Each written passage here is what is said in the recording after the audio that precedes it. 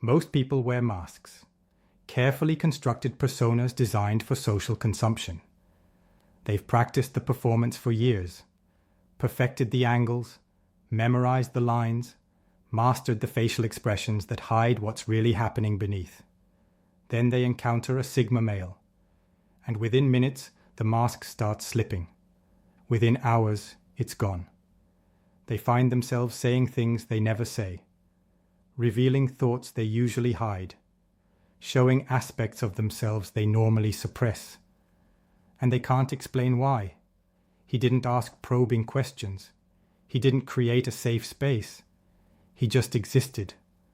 And his existence became a truth serum. Before we dissect this mechanism, understand something fundamental. Most people don't reveal their true selves because they're afraid. Afraid of judgment, rejection, ridicule, exploitation. These fears are valid. The social world punishes authenticity and rewards performance. So people learn to show edited versions, curated highlights, strategic presentations. They become experts at being whoever the situation requires. The Sigma male dismantles this entire system without saying a word. Not through compassion, through indifference. And indifference is the most powerful solvent for social masks ever discovered. Let me take you into the first mechanism. Social masks require audience participation. You wear a mask because you're performing for someone. The performance only works if they're watching, evaluating, responding. The Sigma male isn't watching. He's not evaluating. He's not responding according to social scripts. His attention is elsewhere. His validation is internal. His interest is genuine rather than social. This absence of audience dissolves the reason for performing. If he's not watching the show, why maintain the costume? The mask becomes exhausting to hold without reinforcement, so it drops. But it's more complex than simple exhaustion. The Sigma male's authentic presence creates contrast. When someone is genuinely themselves, completely unedited, totally congruent between internal and external, they become a mirror. Everyone around them sees their own performance reflected back. The gap between the authentic person and the performing person becomes obvious. And that obviousness creates shame. Not shame from judgment, shame from self-recognition. You see yourself performing while he's simply being. And that comparison makes continuing the performance feel hollow. Here's where it gets psychologically deeper. Most people have developed sophisticated sensor networks for detecting judgment. They're constantly scanning for approval or disapproval signals, adjusting behavior based on micro-expressions, tone shifts, attention patterns. This scanning is automatic. It's been trained since childhood. The Sigma male emits no judgment signals. Not because he's hiding judgment, because he's genuinely not judging. His acceptance isn't strategic. It's not designed to make you comfortable. It's just the natural state of someone who's too focused on his own values to evaluate yours. This absence of judgment signals confuses the sensor network. Without feedback to adjust to, people default to authenticity. Think about what happens neurologically when you're constantly monitoring for social feedback. Your prefrontal cortex is active, managing impression, editing output, calculating responses. This burns cognitive energy. It's exhausting. The Sigma male's non-reactive presence allows that cognitive load to decrease. Without needing to manage impressions, the prefrontal cortex can relax. And when it relaxes, what emerges is less filtered, more honest, more spontaneous. People find themselves speaking without the usual internal editor running quality control. They say what they actually think instead of what they think they should think. Let me show you the silence mechanism. Most people fill conversational space. They're uncomfortable with silence. They interpret it as awkward, as failure, as something to be fixed. So they talk. And in talking to fill silence, they reveal more than they intended. The Sigma male is comfortable with silence. He doesn't rush to fill it. He lets it exist. This creates pressure. Not hostile pressure, just vacuum pressure. Nature abhors a vacuum. So do conversations. People fill the silence the Sigma male creates. And in filling it, they dig deeper than surface level performance allows. They access actual thoughts, real feelings, genuine perspectives. Because the silence gives them space to go internal, rather than staying external and performative. Here's the mechanism most people never consciously recognize. Social interaction usually happens at the level of personas meeting personas. Your mask talks to their mask. Both masks are following social scripts. Neither person is actually present. The Sigma male doesn't bring a mask to the interaction. He brings himself. When a mask meets an authentic self, the mask has nothing to interface with. There's no matching performance to sync with. No complementary role to play. The mask wearer has two options: maintain the mask and have no real connection, or drop the mask and see what happens. Most people, starving for real connection, choose the second option without realizing they're choosing it. Now let's talk about the mirroring phenomenon. Humans are deeply social animals. We unconsciously mirror the people we interact with. Tone, energy, emotional state, level of authenticity. It's automatic neural programming designed to create rapport. When someone is performing, you mirror the performance. When someone is authentic, you mirror authenticity. The Sigma male's consistent authenticity creates a mirroring response. People find themselves being more authentic without deciding to be. It's not conscious, it's neurological. He's authentic, your mirror neurons activate, you become more authentic. The mechanism is invisible, but the effect is undeniable. Let me take you into the judgment paradox. People hide their true selves to avoid judgment. But hiding creates anxiety about being discovered. This anxiety is constant. It's exhausting. The Sigma male's lack of judgment removes this anxiety. But here's the paradox. When you're not being judged, you stop defending. When you stop defending, you stop hiding. When you stop hiding, you reveal. And revealing to someone who isn't judging feels safer than hiding from people who are. The Sigma male creates safety not through reassurance, but through genuine disinterest in judging. And that disinterest is more powerful than any amount of supportive validation because it's not transactional. Here's the emotional contagion mechanism. Most people are emotionally reactive. They match the energy in the room. If everyone's anxious, they become anxious. If everyone's performing confidence, they perform confidence. Emotional states are contagious. The Sigma male maintains emotional equilibrium regardless of surrounding energy. He's not matching anyone's frequency. He's maintaining his own. This stability becomes an anchor. People around him can stop performing emotional states and access their actual emotional states because his stability gives them permission. They don't need to match collective energy when he's demonstrating that individual energy is acceptable. Let's examine the vulnerability cascade. Vulnerability is reciprocal. When someone reveals something real, others feel safe to reveal something real. But most people won't go first.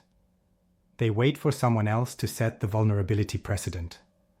The Sigma male doesn't perform invulnerability. He's not projecting strength through the suppression of weakness. He's integrated his weaknesses into his self-concept. He's comfortable with his limitations. This integration reads as authenticity, and authenticity invites authenticity. People reveal their true selves to him because he's already revealed his true self simply by being it rather than performing an edited version. Now here's the mechanism that operates in professional contexts. Most workplace interaction is highly performative. Everyone's playing roles: the competent professional, the team player, the ambitious climber. These roles create distance. They prevent real connection. The Sigma male in professional settings doesn't perform the role. He brings competence without performance. He contributes without grandstanding. He exists without pretense. This creates cognitive dissonance in others. They're performing while he's being. The dissonance makes them question whether performance is necessary, and questioning leads to dropping the performance. Suddenly, real conversations are happening in contexts that normally only host scripted ones. Let me show you the projection dissolution mechanism. When people meet someone new, they project assumptions based on appearance, behavior, social signals. These projections are their way of categorizing and predicting. The Sigma male's behavior consistently violates projections. He doesn't fit categories. He doesn't behave predictably according to social type. This forces people to abandon projection and actually observe. And observation requires presence. And presence requires dropping performance. Because you can't authentically observe someone while simultaneously performing for them. The cognitive bandwidth isn't available. So the mask drops, observation happens, and in that observation mode, people accidentally reveal their actual selves. Here's the strategic ambiguity mechanism. Most people provide clear social signals. I'm friendly, I'm professional, I'm interested, I'm bored. The Sigma male signals are ambiguous, not intentionally, just naturally, because he's not performing clarity. He's being complex. Humans respond to ambiguity by seeking clarity. They probe, they test, they reveal themselves in the process of trying to understand him.